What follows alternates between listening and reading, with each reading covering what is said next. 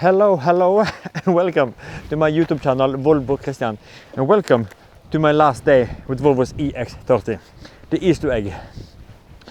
So this is the last day I'm spending with Volvo's EX30. This is a press car from Volvo Car Norway, and in just a couple of hours I have to drive up here to Fornebu and deliver it back to them. I've had it now for about 1 week.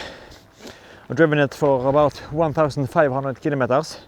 And the previous press car, the single motor extended range, I drove that for about 2,500 kilometers. So I have now 4,000 kilometers of driving experience with Volvo's EX30. And now I'm on my last day. Yesterday I made 2 different videos. I made one video with the 5 good things with the EX30, and also one video with the 5 bad things and 1 ugly thing with the EX30. So if you haven't seen those, check them out. They are linked they are on my channel. In this video, I just want to give some final words, some final thoughts before saying goodbye to the EX30. I want to mention one of the good things and one of the bad things, if you haven't seen the previous videos. And we're going to start with the good, of course, because one of the biggest attractions for me with the EX30 are the driving experience. Ever since day one, I've been amazed by how this thing handles, its agility, its ride comfort. It's so pleasant to drive, city driving, highway driving, mountain passes, and also, surprisingly enough, track driving. Because I've driven this on a ice track up in northern Sweden. And it's day after day, time after time, I'm just so amazed by how this thing handles and how pleasant it is to drive.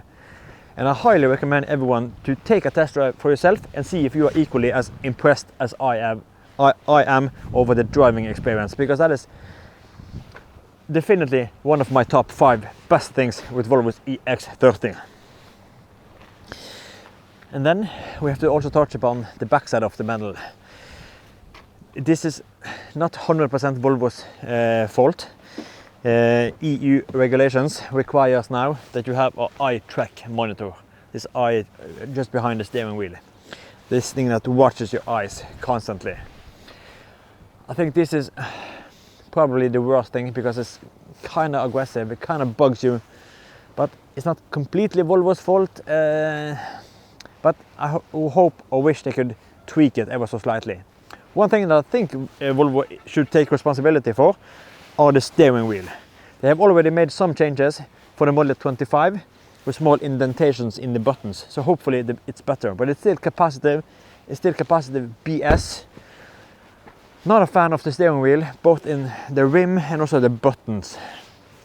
So I think the steering wheel are the weak point for me, or this one of those 5. And then we come to the ugly thing. And this is the thing that is most concerning for me personally. And that is the internal competition with its corporate cousins. And I'm thinking about the Smart #1 and the CQX. Those 3, same platform, same underpinnings, same powertrain, same motors, different exterior approach. And you may think one are more appealing than the other. Regards to exterior, I definitely prefer the Volvo's EX30. No question. Exterior. But then there's interior. And if you think about ducks, or the fairy tale, or I don't know the English word, it's a fairy tale, or it's called the ugly duckling. The one ugly duck. But who is the ugly duck in these 3? If we think about interior, who are the ugly duckling? I'm not sure. I want to say, and that is what is most concerning for me. Both the Smart #1 and the CQX has a more upscale, a more premium feel to the interior. The things you touch, the things you interact with. I'm not just talking about a driver display and a head-up display, but the small things, the tactical things, the things you touch, things of material, and also the lights. I saw another YouTuber here in Norway, Bjørn Nyland, Tesla Bjørn. He just posted a video about the headlights on the smart #1 Brabus with this matrix functionality. I didn't know it even had matrix. This thing doesn't have matrix. Here's another thing that the Smart and the Seeker has a little edge over. So I'm concerned.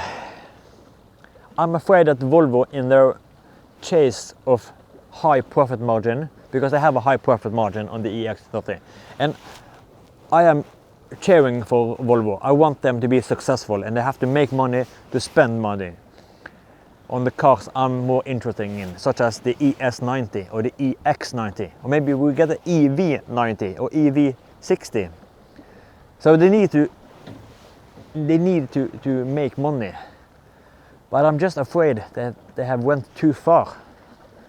Too much cost savings in the EX30 interior, too many elements, such as an armrest in the back seats. I'm afraid that they have went too far. And that is quite concerning. And that is the ugly thing for me. Because maybe Volvo's EX30 interior are the ugly duckling in these three.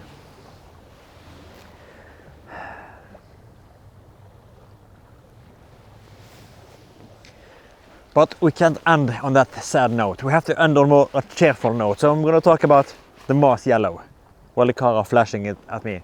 The golden eyes. But we're going to talk about the Moss Yellow, or maybe we should call it the Rescue Yellow. Either way, this is really visible in traffic. really visible. I have always said that Moss Yellow are my favorite color. But that's why when you look at Volvo's color scheme, you're looking at the 50 shades of grey. Just a different shade after another. Personally, that doesn't appeal to me, because I love colors. I love Moss Yellow, I love Bursting Blue, Passion Red, Flamenco Red, Magic Blue, Denim Blue. This is the colors that I love.